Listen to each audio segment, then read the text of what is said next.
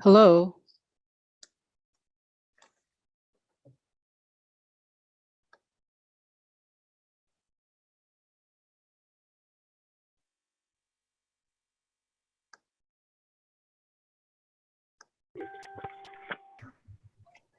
Hello.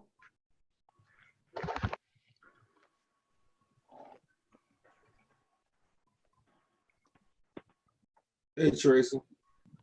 Hey, Amy, how are you? All right. Turn up. Just want to make sure everybody can hear me. I can.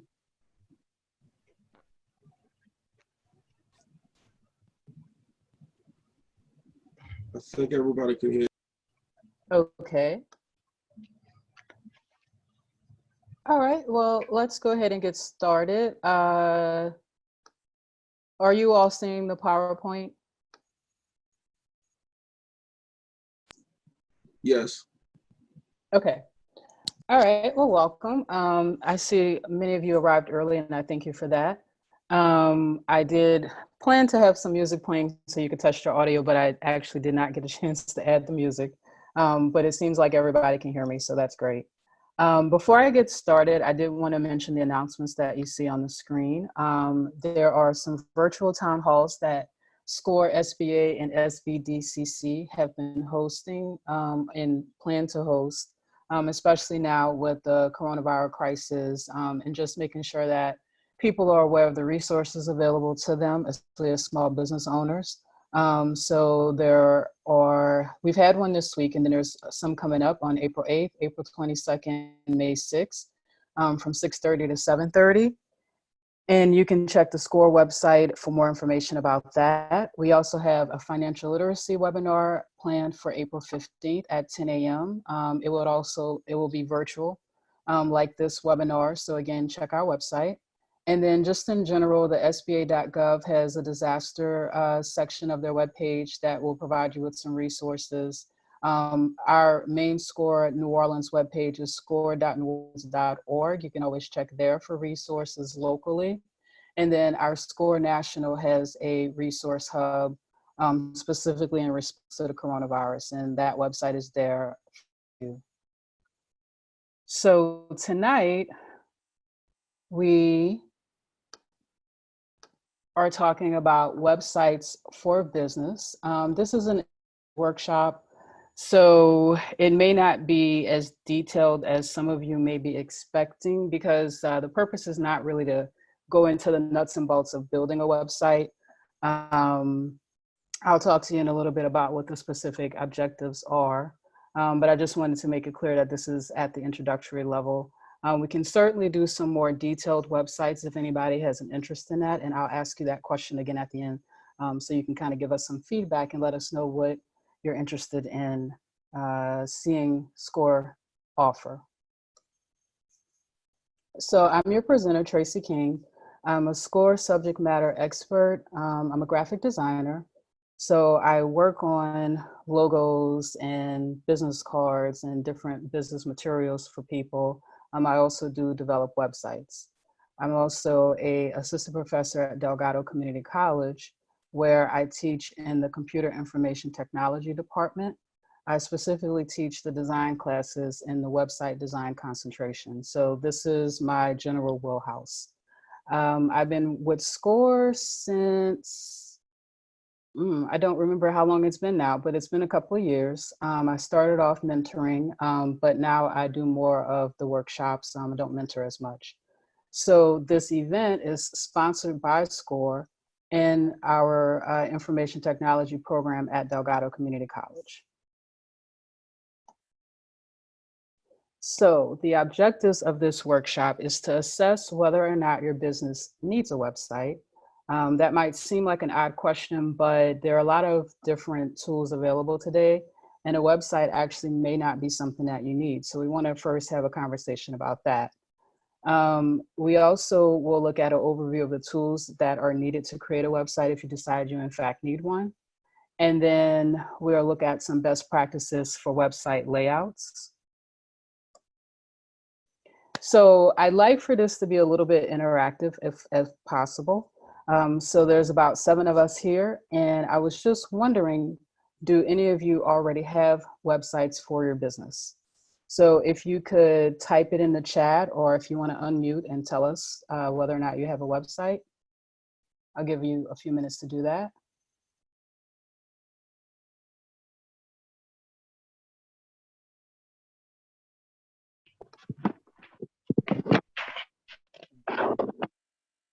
Yeah, I think you go. If I'm unmuted, I do have a website, Omni Doolin. Okay. And tell us who you are, what your business is, and what your website address is. Okay.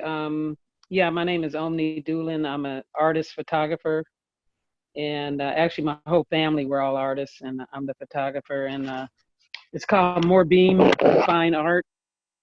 And actually, we have an Etsy shop right now, and we're actually working on a website. Okay. But yeah, it's up.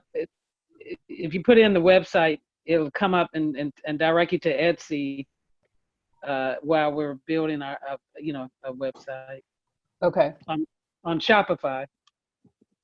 Gotcha. Okay, thanks. Anyone else?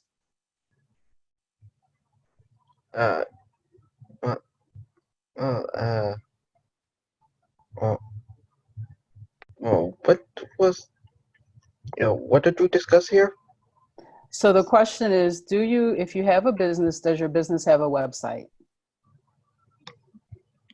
Well, I don't, well, I don't, did I, sorry, I must have dozed off during your, lecture. Okay, not a problem. All right. Well, I wanted to ask that question just to get a sense of who already has a website. Oops. And just to talk a little bit about why you might want to have a website. And I'm just going to mute everybody again. Okay, so we have at least one person who's has a website, but I like what you mentioned. You said that you all have an Etsy shop, but in addition to the Etsy shop, you're in the process of creating a website. And that actually fits right into the first objective of the presentation, which is asking whether or not you even need a website. One of the reasons why I think that's an important question to ask is because we have a lot of tools available to us now. So that question is, do you actually need a website? Because we usually say we want to have a website because we want to communicate with the world. It's so interesting the times that we're experiencing right now. We had this workshop planned well before the coronavirus struck, but now it seems even more timely because a lot of businesses that may have been brick and mortar are now being forced in some situations to actually look at what sort of online and remote options are available to them, since people are not able to go into brick and mortar businesses as they were in the past. So right now, many people may be feeling like, man, I need a website more than ever if I didn't have one before. But the thing that you need to really do is stop for a second and assess whether or not the website is the solution to the problem. So the primary thing is communication, and it is expanding your reach. So you can communicate with the customers that come into your store in a situation where we're allowed to have people coming into our store.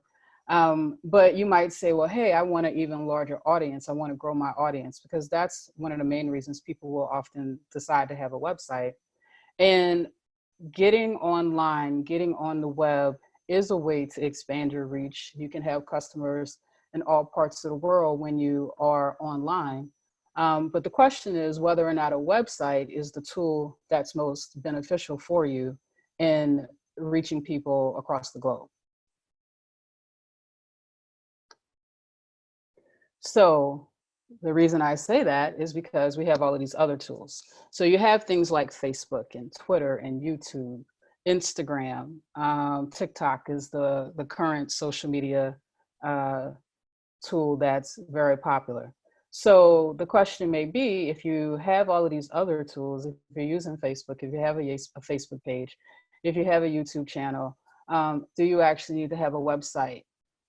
Some people think you need to have them all. Some people think you just need to find the one that works best for you, and that it doesn't require you to have all. And some say maybe it's a little bit of both. Maybe you do have a website that leads people to these other channels that you're using, or vice versa. Maybe you have these other channels and these other channels lead you to the website.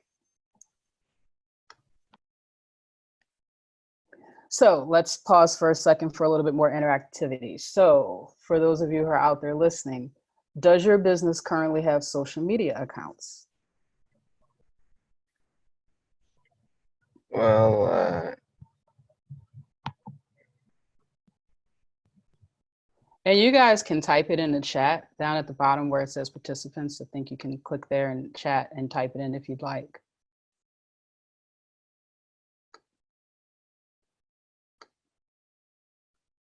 Let's see, anyone sharing their social media handles?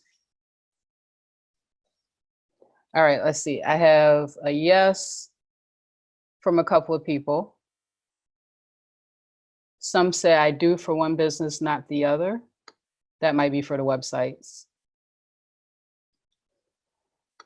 So social media is another way to quickly communicate with people. And it is now one of the things that a lot of people will have instead of having a website.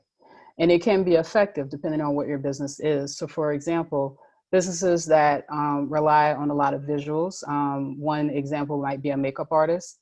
I find that a lot of makeup artists have Instagram sites, because what sells their service is showing you the faces that they make up. So Instagram is a platform that is based on pictures. So many times what you'll see is when they're done working with the client, the makeup artist will take a picture of that client and post it to Instagram. And then they'll have their contact information and details in the bio of their Instagram. And that is very effective and doesn't actually usually require a website. But the question that you might have is, well, okay, so I can contact them. How do I schedule an appointment with them? How do I pay them for their services? While all of those things can actually be accomplished through Instagram, that maybe what would work better for that person is they might attract you via Instagram, but then they may need to redirect you to the website where they could you can book the appointment. You can make a payment for the services. So that's what I was kind of saying earlier when I said maybe it's a little bit of both. Maybe you do have the website, but then you have the social media account as well to bring people to your website. So how do you figure this out? Well, first, it's good to familiarize yourself with the types of websites that are out there. So I did a little research myself to make sure that I had a good list of the different types of websites. And so this is a list that I found at 99designs.com, which is a website that provides low-cost graphic design services. And so this is a list that they had, and I thought it was a pretty good comprehensive list. And so it talks about the different types. And so there's homepage, which I thought this was kind of weird, but I think I do understand why they listed it as an actual type. But the homepage is typically what we think of as the first page of a website, not necessarily used to describe a type of website. But the thing is, some people only have a one-page website. So I think that that's why they listed this as a type of website, where you just have a basic homepage and you may not have several pages. This is actually a style that's become more popular in the last couple of years with responsive website design.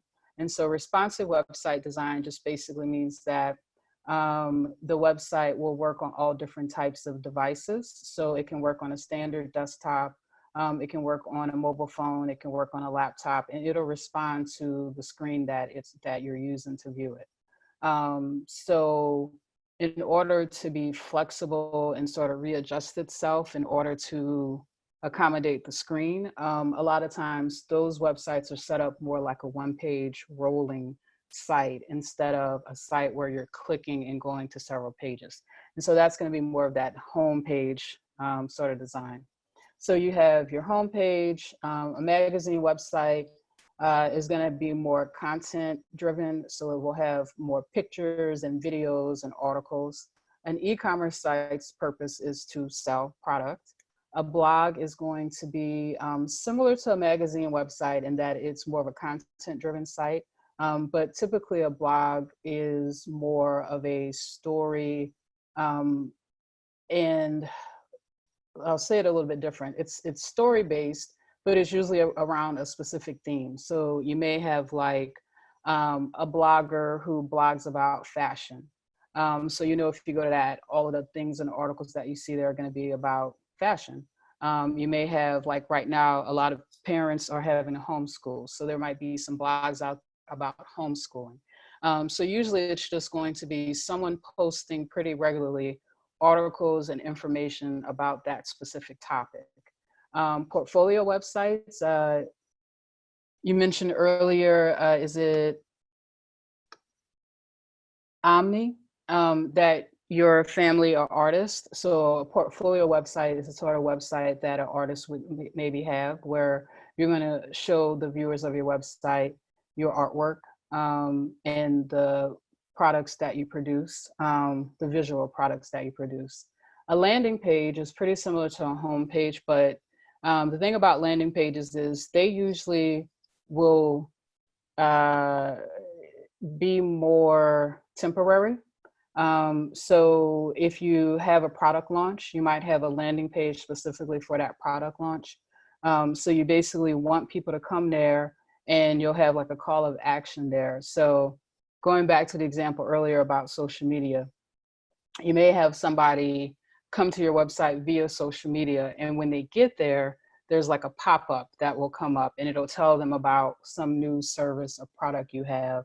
And it's like, this is the page that they land on. It has very specific calls of action or offers to them. It may ask them for information, and then it can give them a link to go deeper into your website, but it's sort of like an introductory page. Finally, last two things, social media websites. So this is where social media and the web sort of blur. So when we think about Facebook, Facebook would be sort of more of a social media website, because you actually can build a page for yourself on Facebook that will accomplish a lot of the same things that a generic general website would. It's just that you are required to do it using the framework that Facebook has set up. So you don't get a lot of the freedom that you would if you created your own website. But a lot of the same features that you might have on your own website, you could have on a social media page, like a Facebook page. And then directory and contact pages, you don't see these as much as maybe you used to, but they do still exist, where it just may be like a resource page, like what we talked about a little bit earlier with SCORE having a coronavirus hub. That one page on the SCORE website would be kind of a directory and contact page, because it's basically listing a lot of resources that someone might need. Okay, so that's all the different types of websites that are out there. I said a lot, so let me pause for a second and ask, is there any questions about any of that?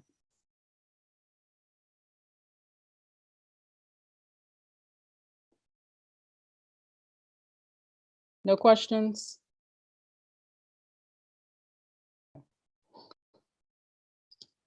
So what you need to do to figure out if you need a website is you need to assess.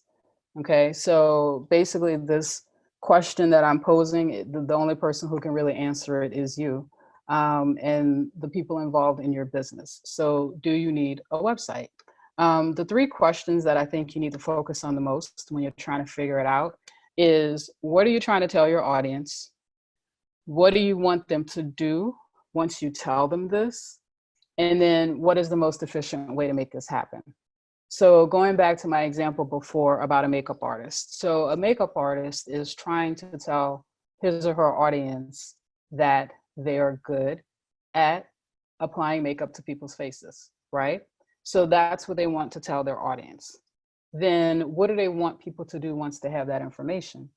And let me add, they're not just telling them that, they're telling them that they do it better than others. And they're also maybe saying that they're affordable. So if you tell people these things, then what do you want them to do at that point? You want them to come buy your service, or you want them to come buy your product. So then the question is, what is the most efficient way to make that happen? So in the example that I gave before, possibly Instagram is the most efficient way to make that happen. Or maybe the website is the most efficient way. So I think these three questions are good guiding questions for yourself, for you to sort of sit and think, okay, so if I have this website, what exactly is it that I'm trying to tell people with this website? And you might discover that in wanting to tell people about a certain thing, it will guide you towards, yes, I do need a website, and I need this website to be an e-commerce site because I'm going to be selling products. That's what I'm doing. Or if you are an artist and you're creating your works of art, and you maybe want to have artist statements where you're actually explaining the concepts behind the artwork that you're doing, you might actually have a blog in addition to your portfolio, because your portfolio will probably be more of a slideshow, whereas the blog gives you an opportunity to write about each piece and really explain where you're coming from as an artist. So asking yourself what you're trying to tell your audience, and then thinking about what you want them to do after you tell this to them, and then the efficient way to make that happen. That's three simple questions that you can use to assess whether or not you need to have a website. If you all have questions at any point, I'm definitely not the kind of person who just wants to keep talking. So if you need me to stop and you want to ask a question, feel free to do that.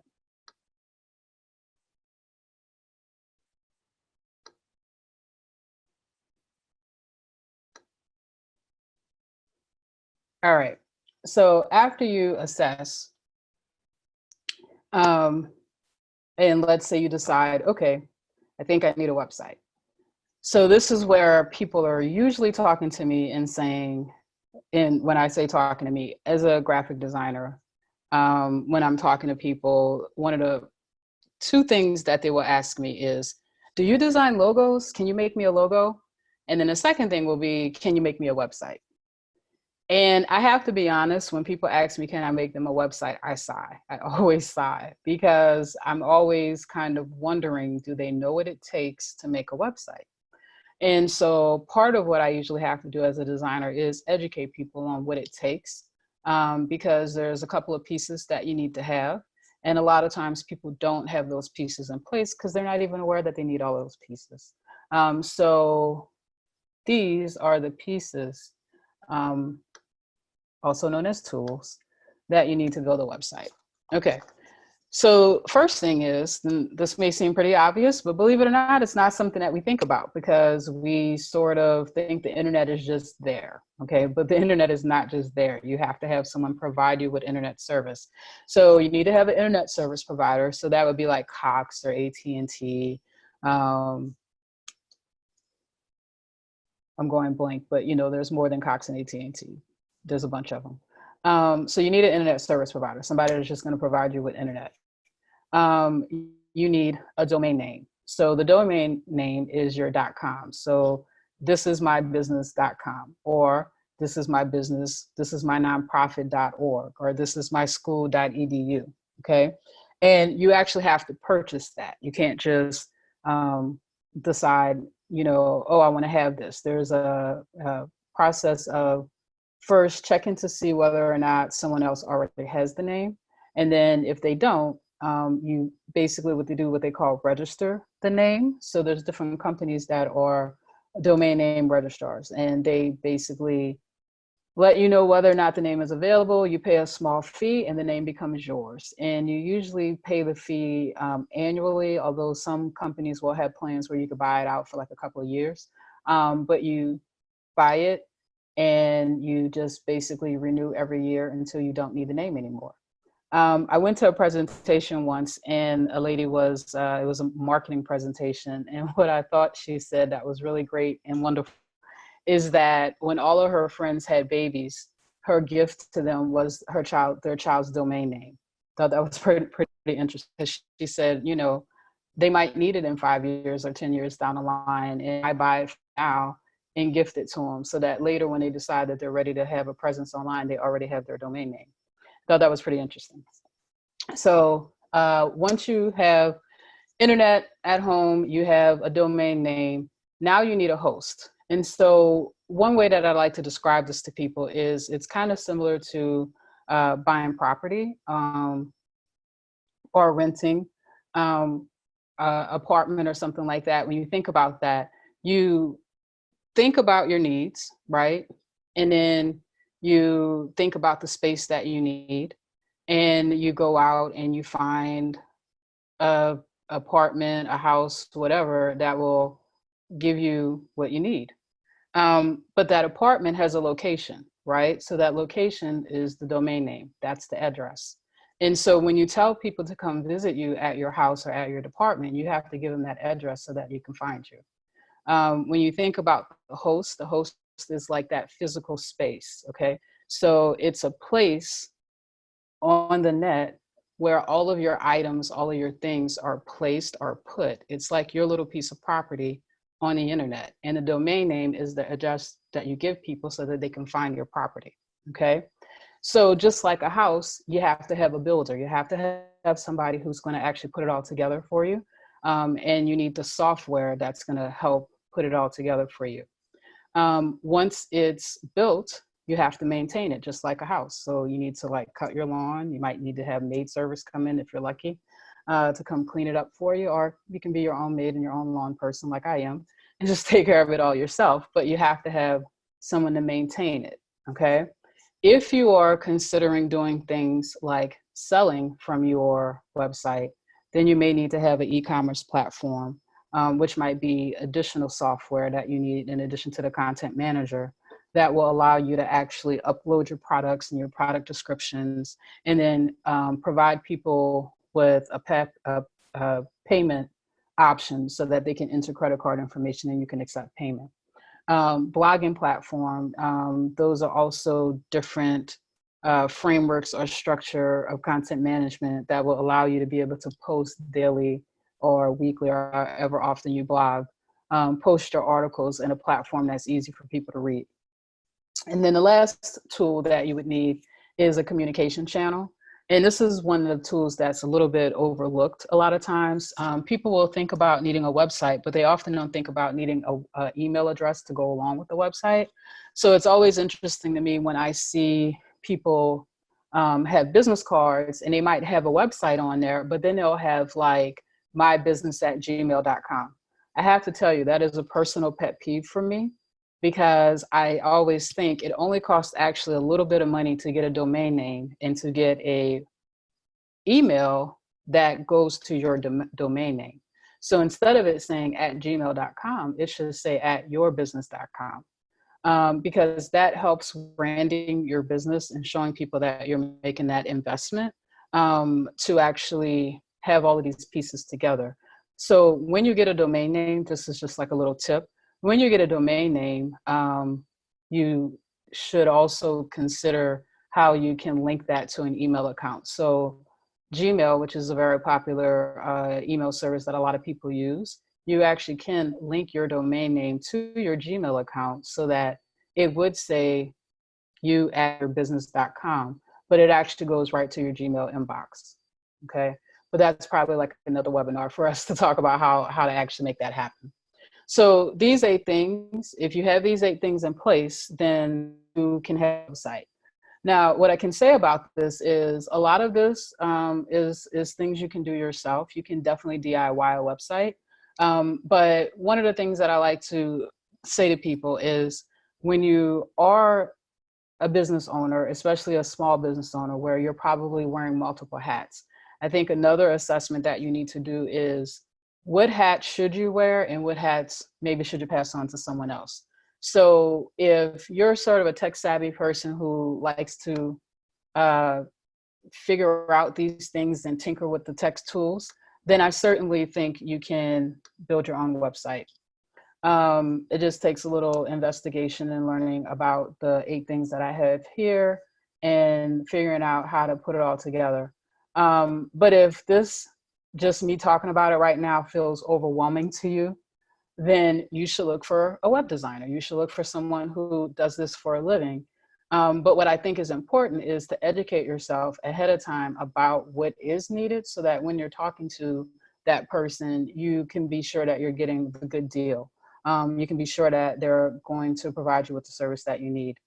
One of the key things about hiring someone is asking the question about whether or not they are setting it up for you and you have to maintain it yourself, or if they're setting it up for you as well as maintaining it for you. So to use the analogy earlier about buying property, one of the things about getting property, I learned this when I became a homeowner, is that you have to maintain it. So for example, I really don't enjoy cutting grass. And the first couple of years that I had my home, I used to cut my grass. And then finally, I was like, I really hate cutting grass. I just don't enjoy this. So I needed to figure out in my budget how to hire someone to do that for me. Same thing will happen potentially with a website. You may have someone build it for you, and then you may have to start maintaining the content for yourself. So you have a sale coming up, it's the holidays and you have a sale coming up. Someone has to go to that website and put that information on your website to say, hey, we have a sale. If you are doing it yourself, that someone is you. So you have to make that decision for yourself about whether or not you want to be that person. Do you like cutting your grass, or are you going to put it into your budget to hire someone to cut your grass because you really hate it? All right, I'm going to pause there. Any questions? Any questions about these 8 things?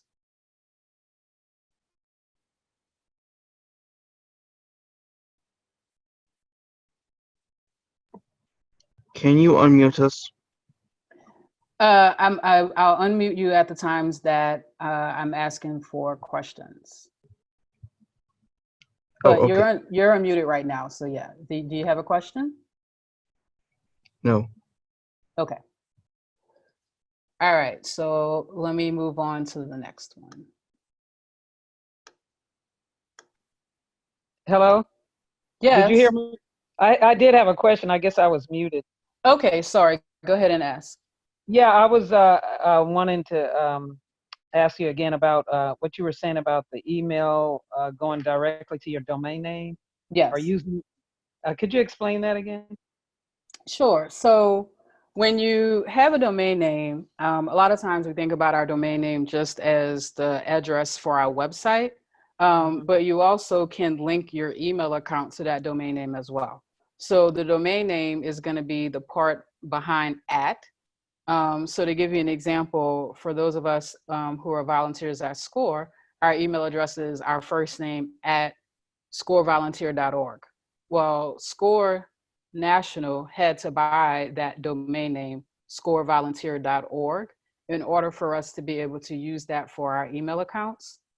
So you basically have to purchase that domain name, and then you have to go to your email service provider, and somewhere in their dashboard or in their system, there's a place where you can go and say, I have ownership of this domain name and I want to link it to my email. And then it'll let you create emails using @ your domain name. So for us, @ scorevolunteer.org. Okay, so like my company name would be what it is, and then it would say @.org, where Morbine Fine Art. I mean, how would it be worded? So you earlier, is this Omni? Right. Okay, so tell me what the name of your website is again. It's called Morbine Fine Art. Yeah, so it would be @ morebeamfineart.com. Oh, okay. Because you own that domain. Right. So who do you currently use for email, like Gmail or Yahoo or somebody? Yeah, actually we have Gmail and Yahoo. So Gmail has it, and it depends on so there's like Gmail for business. And usually you have to pay a fee. It will depend on what you sign up for, but usually it's like per user.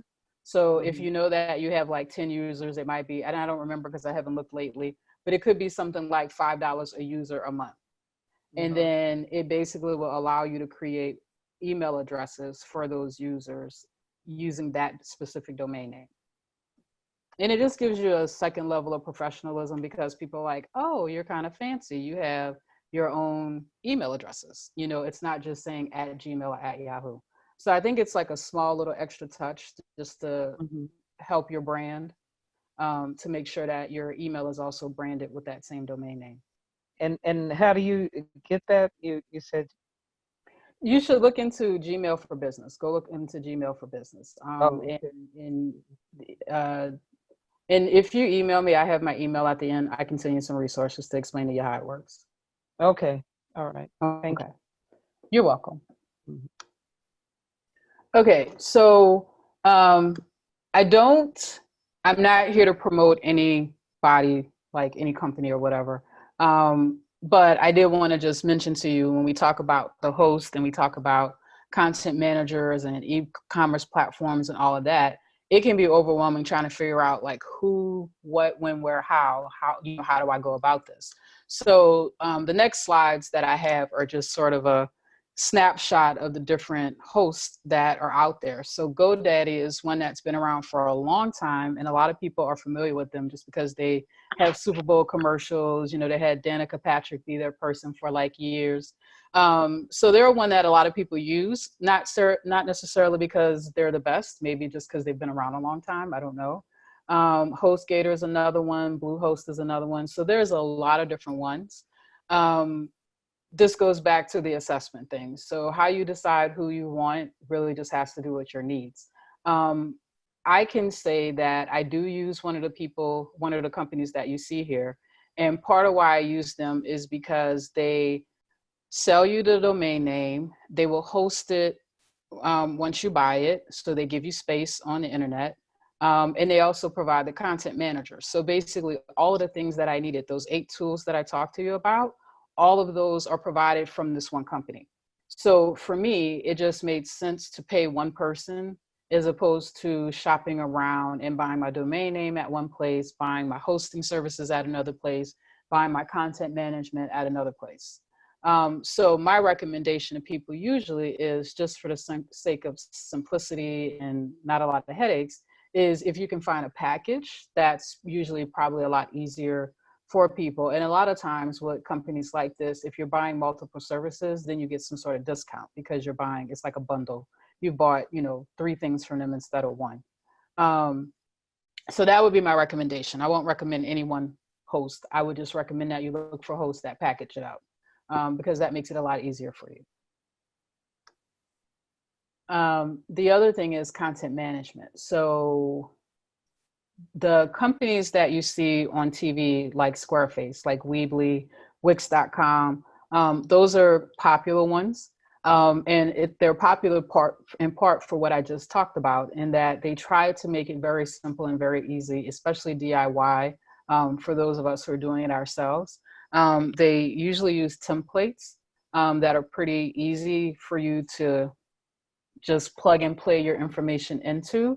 But the same reason why they're appealing is also the same reason why they're unappealing, because if you are wanting to make a little bit, not a little bit, but if you want to customize your site a bit more, sometimes the restrictions that the templates have can be frustrating because you can't customize as much as you want. So you might pick a template and it says the logo has to be in the upper left-hand corner, and maybe you want your logo in the center of the page. You may not have that option to put your logo there because they're trying to give you a straightforward template.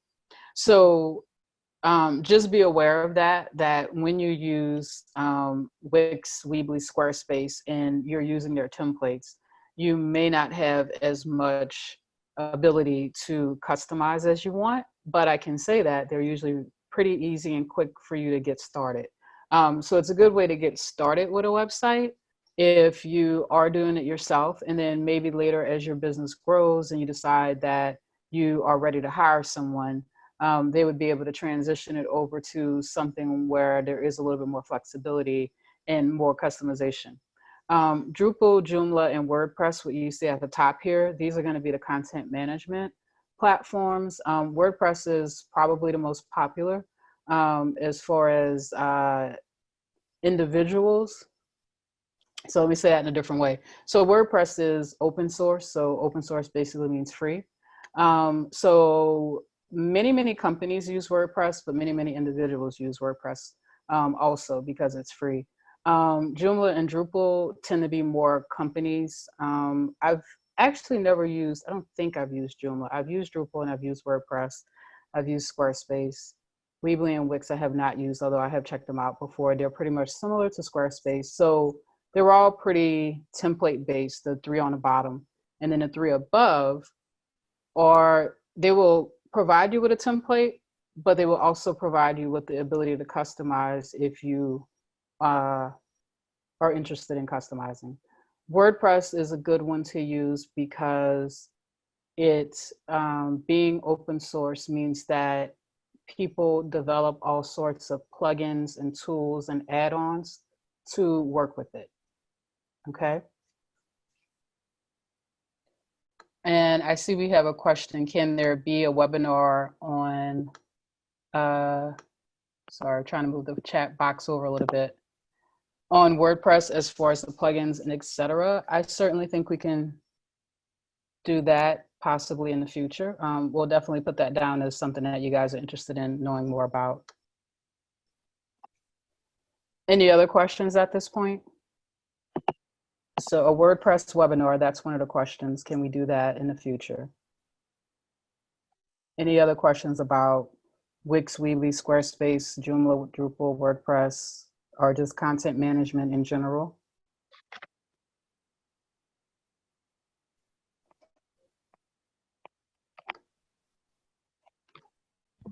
Are you familiar?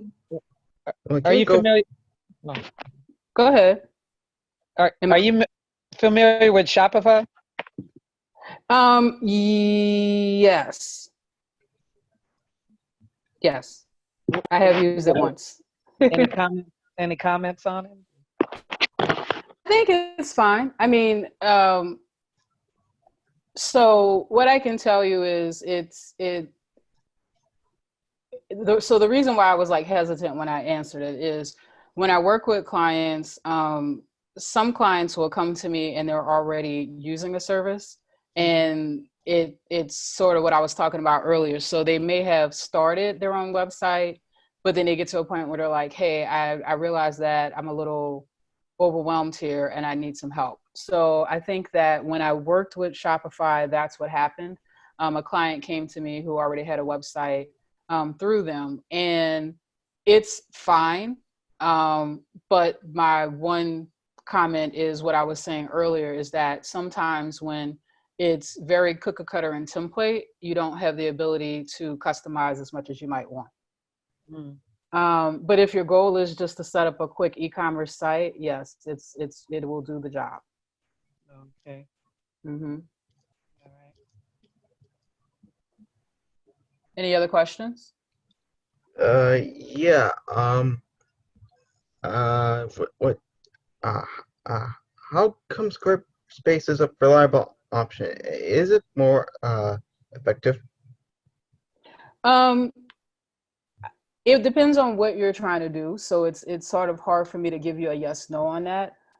It's template based. It is very popular. A lot of people use it. And so I guess let me give you some general guidelines. So I would say if you're trying to figure out what you should use, you should look at websites that you like, look at websites that you think are like the kind of website you want to have, and then figure out who they use.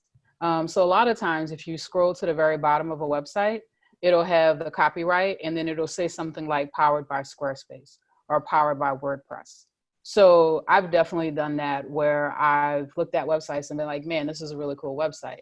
And I go to the bottom and I see like who designed the website, like the webmaster's name might be at the bottom. And I'll look and see like what platform do they use. So if you look at websites that you like, then you can figure out how they put it together. And then that will help you to decide whether or not that's a tool that you want to use. So that's why I'm always like, I don't really have an opinion either way about a specific one. I mean, if you want to know, I use WordPress, and I use GoDaddy as my hosting services and for the domain. But my main reason for that was, as I said, WordPress is open source. There's a lot of plugins that you can get for free. So you can do a lot of things for free with WordPress. And then you also have a lot of support, because that's really something that's very important. Is you might find a really good deal, you might find a really good product, but then when you get stuck, like, is there someone to call to help you out?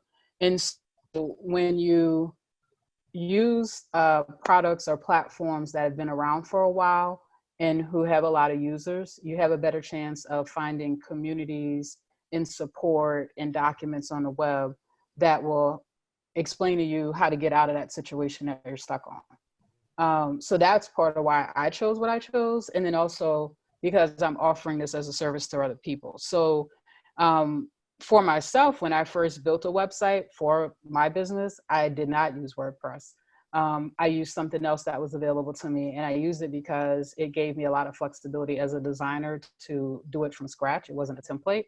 But when I'm making sites for other people, templates are actually a little bit more where I need to be, because and I need some sort of like in between. So it gives me a template to start with, but then it gives me the flexibility to customize as needed. So that's why I made some of the choices that I made.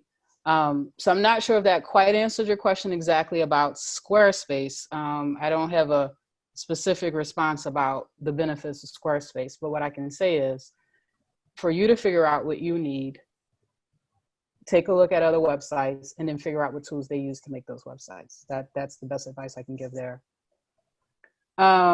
Okay, so the final thing that I wanted to talk to you guys tonight about is the best practices for website design. So this isn't necessarily for like the full out design of your whole site, but this is more talking about like your homepage. And so like, what is it that you want to include? Because as our society becomes more and more integrated with technology, we are becoming a little less patient. So people don't really peruse websites in the same way that they used to. Usually they're looking for something and they want to see it right away on the first page. There used to be a comment about 3 clicks, like whatever someone is trying to get to on your website, they need to be able to do it in 3 clicks, because they're not going to stay around for the 4th click. That has even changed. I forgot the last thing that I heard, but somebody said it's not even 3 clicks anymore. So what you want to think about then when someone comes to your website is, what is it that I want them to do? So go back to what I talked about earlier when I talked about the assessment. What is it that you're trying to tell your audience? What do you want them to do after they hear or see what you're telling them? And what's the effective way to do that? So you can Google best practices for website designs, and you will find all sorts of articles and different things written. This is one that I pulled that has a little image to go with it, and it's just sort of pointing out some different things. So at the very top, this may seem very obvious, but you would be amazed at how many websites you go to and they don't have the name of the company on it. So at the very top, you want to tell people your company's name, contact information for your company. It doesn't say this here, but include contact information, your logo, an attention grabbing headline. So underneath, a secondary headline is something else that you may want to have, a picture. Notice that underneath the picture where it has number 9, the 3 bullet points. So something to remember is that people like to scan, people do not like to read. So especially when they're looking for information. Like, I love to read books. I don't like to read books on a web page, right? Because when I'm going to a web page, I'm usually looking for information. I'm looking for a product. So I might read the description once I find the product that I'm looking for, but initially I'm just trying to scroll through really quickly to find what I need. So detailed paragraphs of information, that's just going to slow me down. So when you see these little bullet points, that's like quick little nuggets of information that's telling somebody really quickly what they can find there. At the bottom where it says a testimonial, testimonials are something else that you want to have on your front page, because especially if you're selling a product, people want to know, well, what did other people think about this product? Or what did other people think about the services that this person offers? So when you have a good customer experience, ask that customer to, if you can get a testimonial statement. I mentioned earlier that I work at Delgado, and recently one of the textbooks that I use, I've been using this textbook for years. The publisher wrote me, and it's a little small company. They have a really great product. And over the years, like I've been emailing with them, and she sent me an email and she was like, hey, we're redoing our website. Would you mind writing a testimonial for us? And I was like, sure, absolutely, because they have been really good with me over the years with customer service. I really enjoyed their textbook. And so I took a minute or two to write 3 sentences about how great I think they are. And so that's what you want. That's like a genuine good customer experience. You want that person to share that, and then you can put it on your website as a testimonial.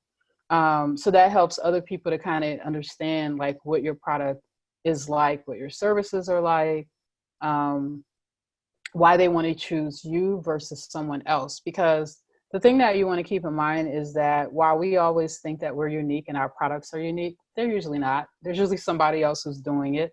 But what really is going to make someone buy or purchase from you is that experience. And so you may have heard like there's a whole discipline called user experience design, and user experience design gets into things like how do we set up our web page, right? Well, part of that is what the user experience is. You're thinking about like, what do you want them to experience when they come to the site? What is this site saying about your company? It's an extension of customer service. So if they're coming to you face to face in a brick and mortar situation, you're going to have they're going to have a certain kind of experience. How do you carry that over to a website is what you want to think about, okay, when you're putting your page together. So testimonials help with that. They help for people to understand like the experience that they have in interacting with you. On the right hand side where it says sign up now, and I've definitely seen this in different spots on the page. So this layout has it on the right hand side and a little bit to the bottom. And I've actually seen it where it's actually closer to the top. And I think I'm more of a fan of having it closer to the top as well. Because again, when we start talking about people scrolling, when people have to scroll or click, they may not scroll to the bottom. So the things you want them to do, you want to try to have that as close to the top as possible. So if you want them to make a purchase, you want to have that purchase button like be one of the prominent things that they see right away.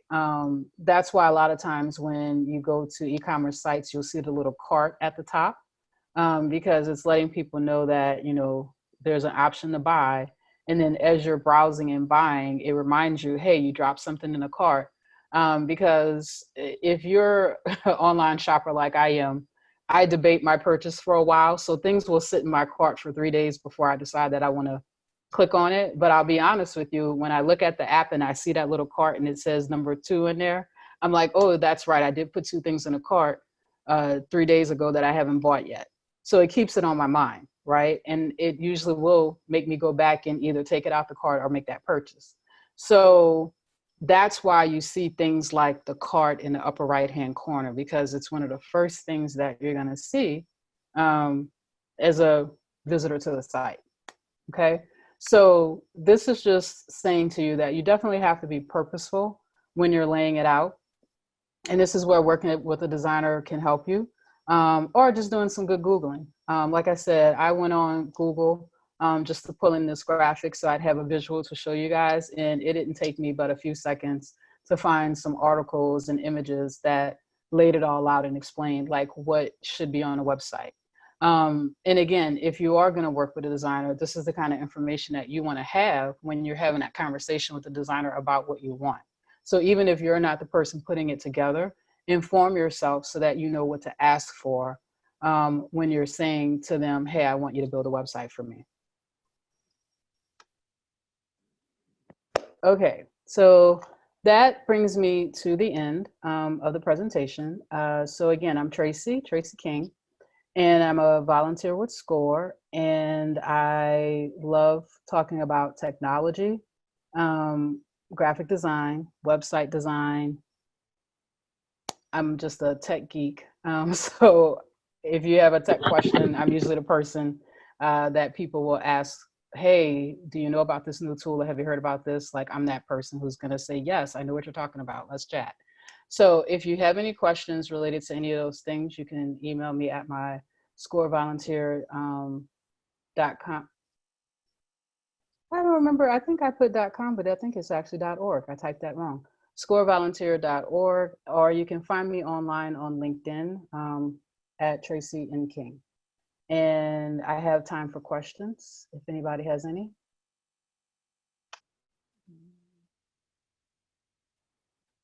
Yeah, so I might be contacting you as far as building our website, just getting some more information maybe. Okay.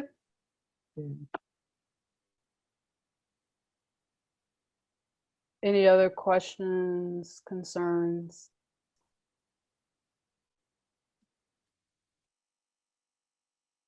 And yeah, I just want to reiterate, it is .org, not .com. So if you're taking my email down, change that. You're So saying where it says at scorevolunteers.org? yeah, it should be .org. You know, I'm so used to typing .com for most things, but it's .org. And it actually, that's a good like teaching moment. So when you're buying domain names, the .com, .org, .edu, all of those things do mean something. So it's important that you buy a domain that describes your organization or business correctly. So .com is typically going to be business and commerce. .org is typically going to be a nonprofit.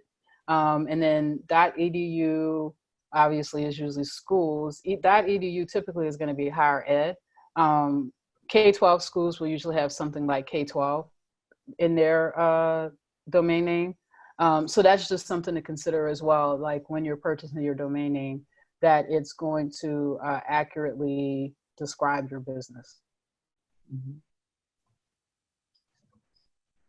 That's all I got, y'all. Any other questions, concerns? Well,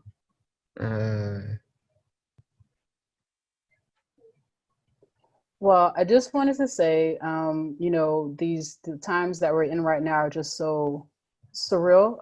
When people say things are surreal, I'm always like, really, is it surreal? But yeah, I think this is a really interesting and strange time that we are going through right now. And I wanted to say thank you all for being agile and rolling with it and attending tonight. We definitely had planned this to be a face-to-face initially, and you know, now we moved it online. And so I thank you all for coming out. And by coming out, I mean sitting on your sofa in your pajamas and logging on. But I thank you for joining us tonight, and I hope that you continue to join us for all of the other virtual events that we have planned to continue to support small businesses in the greater New Orleans area and in the country overall through SCORE. Where did you guys usually meet? Because I just happened upon this because of this situation we're all in, and I just found you guys. A lot of times we meet at the local libraries in New Orleans, and then if we partner with organizations. So by me being a SCORE volunteer and working at Delgado, this is a good partnership. So this event was going to be hosted at Delgado before this happened. So it just depends. So sometimes it's Delgado. We've had events at Dillard University, and we definitely will be at libraries. The Orleans Parish Libraries, we've gone out to Laplace as well. So it just depends. But if you check our website, especially when we go back to doing our face-to-face events, you'll see different listings about where they are. Yeah, well, I really I'm glad I stumbled upon this, and I really appreciate your time too. Thank you. It's very got a lot of good information. Great. That's what we hope for. Okay, well, everybody enjoy your evening. And if you need a mentor, just Thank go to you. our SCORE website and you can sign up for one and get more assistance and mentorship. Okay, great. All right. Good night. Sounds good. Stay safe. Thanks. You too.